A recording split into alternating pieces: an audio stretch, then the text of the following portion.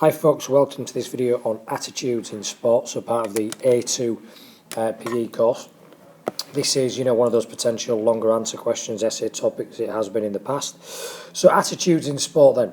First thing you should always do is give a definition of an attitude. So common definition, of an attitude is a set of feelings and beliefs towards someone or something, and it's the feelings and the beliefs that are the key part of the definition. You might have attitudes towards certain opponents, certain venues, certain skills. There's certain roles that you play. You might be asked to play in one position, you've got a good attitude towards it. Might be asked to play in another position and you don't like it as much because you've had bad experiences there in the past or good experiences there in the past. So that's a basic definition of an attitude. Why have I got a picture of a black cab up here? Well, there's a question, what are the components of an attitude? And I always remember it through CAB, C-A-B, okay? And that's what we're just going to have a quick look at now, so I'll just write it down. What makes up an attitude? C stands for cognitive. And that is basically knowledge. What you know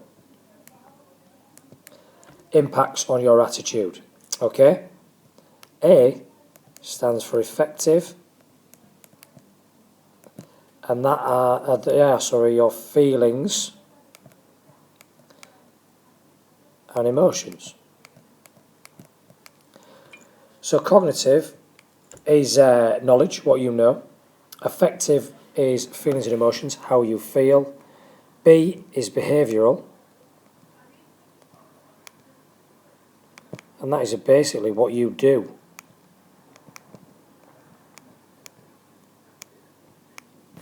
So, what is a big problem in many societies is obesity, people not doing enough physical activity. So too many people have a negative attitude towards regular physical activity. So what we're basically saying there is they probably don't know all the health benefits of a healthy lifestyle. Okay, they probably don't enjoy doing physical activity. They therefore don't attend regular training. Therefore, overall, they have a negative attitude towards physical activity. In contrast to that, someone who regularly takes part in sport and exercise, they know the benefits, the health benefits, they enjoy their training sessions and they regularly attend. So they display a positive attitude towards health and fitness and exercise and activity. So if you ever ask for what makes up an attitude or what are the components of an attitude, it's these three things. It's also sometimes called the triadic model.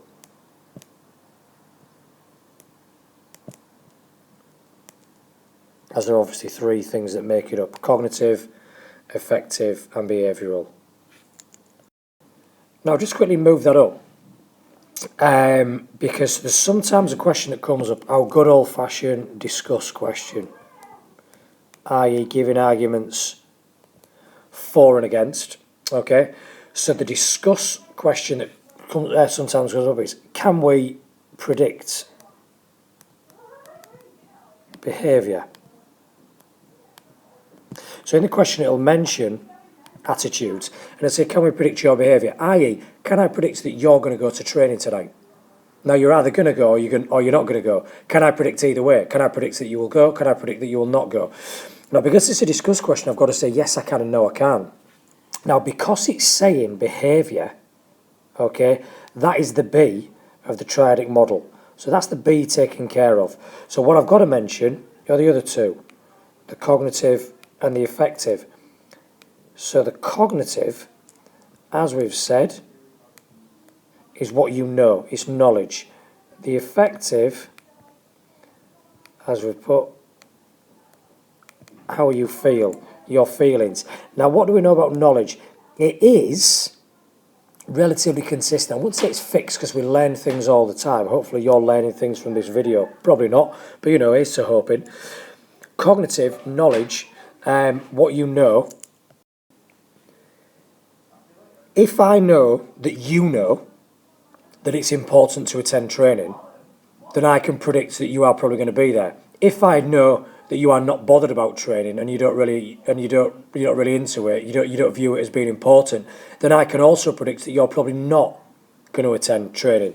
So cognitive knowledge allows me to predict to a certain extent.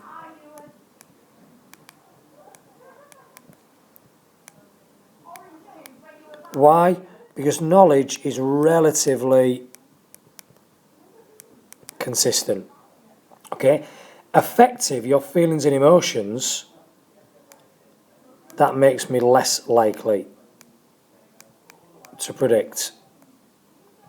Because your feelings and emotions are inconsistent. You might know that training is very, very important this week because you've got a big game or a big competition coming up at the weekend, but you get up in the morning, it's cold, it's dark, it's raining, and you just look outside and you think, I don't fancy it. So your feelings and emotions have changed very, very quickly. You still know that training is important, but you just can't be bothered. So because knowledge is relatively consistent, that makes it more likely that we can predict your attitude towards something. But because you're effective, your feelings and emotions can change minute by minute, second by second, day by day, that makes it less likely that we can predict what you're going to do or predict your attitude towards someone or something. So that's all things to do with attitude and what makes one up. The classic follow-up to it is, how do you change an attitude? How do you turn a negative attitude into a positive attitude? So that's what we'll look at now. Now, there are two well-known psychological theories on how we change attitudes: persuasive communication and cognitive dissonance. Okay, so what we're going to do is look at each one. Now, you're probably trying to make 4 points on each one in order to show your understanding. So they can sometimes ask you to name them and then explain how these two strategies work in changing an attitude. So the 4 key things surrounding persuasive communication. The key thing is, it is just a verbal instruction that this performer needs to change their attitude. You are not displaying the correct attitude. Now, the reason it's called persuasive communication is just telling someone is just communication. It's not persuasive. What makes it persuasive is when that message comes from someone who is respected by the person, a role model, an idol, their coach, someone who they admire and respect. When someone tells you that who you respect, that your attitude needs to change, you are more likely to listen. The message must be clear and understood. There's no point in giving them the Alex Ferguson hairdryer treatment, just shouting at it all the time, because that's all emotion and no logic. Equally, it's no point being all logic and no emotion, because you're just telling them what to do without really showing them why it's important. You need a bit of emotion, but you need some logic in there as well. So the message has got to be well balanced. It's got to be clear and understood. And linked in with that, the timing of the message has got to be important. Okay? Just locking someone in the changing rooms for an hour, 2 hours after a game while you rant at them, chances are they're not going to be listening after a while to what you're saying. They're just going to be thinking, let me out of here, I've had enough. So it might be worth, warning the players that you're in the training ground tomorrow and I'm having a serious word with all of you, and let them go home. And then give it to them they've got fresh eyes, fresh ears the next morning when they're a little bit more receptive and they're switched on because they know they've got to receive an important message. So they're the things that make persuasive communication. That's one way that we can change an attitude.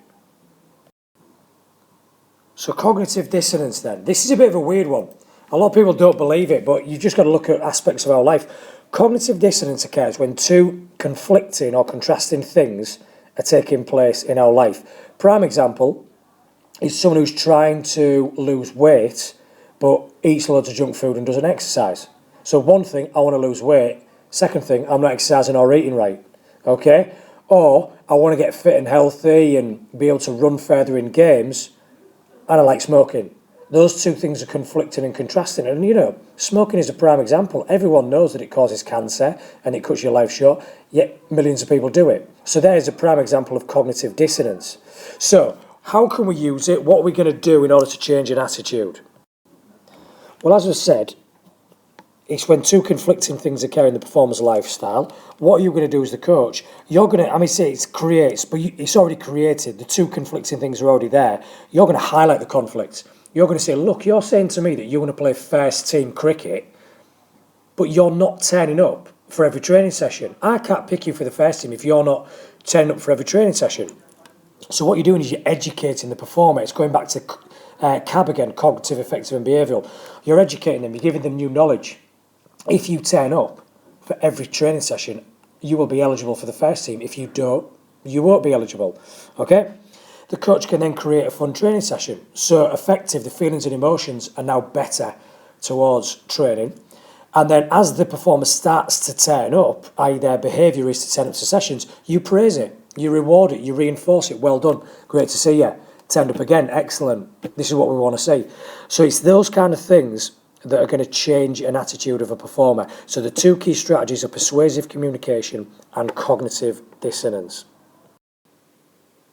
So finally then, we've mentioned, how we form an attitude, the triadic model, cognitive, affective, behavioural. But there's a couple of other key terms that we just need to add here that also form attitudes but can actually be quite negative in forming attitudes, and they're quite prevalent in sport even though we don't want them to be. And they're prejudice and stereotype. And I've put them in red because they're not good things, we don't want them, but they do form attitudes and they do influence our attitudes towards people. Now, if you ever ask for a definition of these, or if you need to say what they are, in terms of prejudice, it's quite straightforward. Use the first 6 letters as a bit of a clue, because what we can put is prejudge. And that's what a prejudice is. You are making or forming an opinion or an attitude about someone or something before you've even met them, been there, whatever it is. You might have a prejudice about a certain set of fans, about a certain opponent, about a certain venue or something like that. So prejudice is often based on inaccurate information, bad experiences of other people. We all like to moan about our bad experiences, but we rarely go on about our good experiences. And often the media portrayal of a certain team, a certain opponent, a certain venue, a certain fan base. So we often use all these to form a prejudice or form an inaccurate opinion of someone or something before we've even been there or met them. And so finally then, stereotype. We're all guilty of this. We've all done it before. What a stereotype is, it's a generalisation about a person or a group of people, okay? Now, we've all done it, haven't we? Do you know what I mean? The classic cliche one, which is thankfully massively being reversed, is women in football. Women can't play football. Why can't they play football? We've got the Women's World Cup on TV, Women's Super League. They're on TV a hell of a lot more, still nowhere near as much as the men. But that is changing that stereotype around. We have the Paralympic Games where people have attitudes that disabled people can't take part in sport because of their disability. Then we have the Paralympics and show, yes, they can. And they can do things that we couldn't possibly do ourselves, even if we're able-bodied. So it's, these are things that happen in our society. Unfortunately, it's our job to show role models, highlight case studies, things like that, to try and stop prejudice and stereotypes from taking place. But they do play and have an impact in the formation of our attitudes.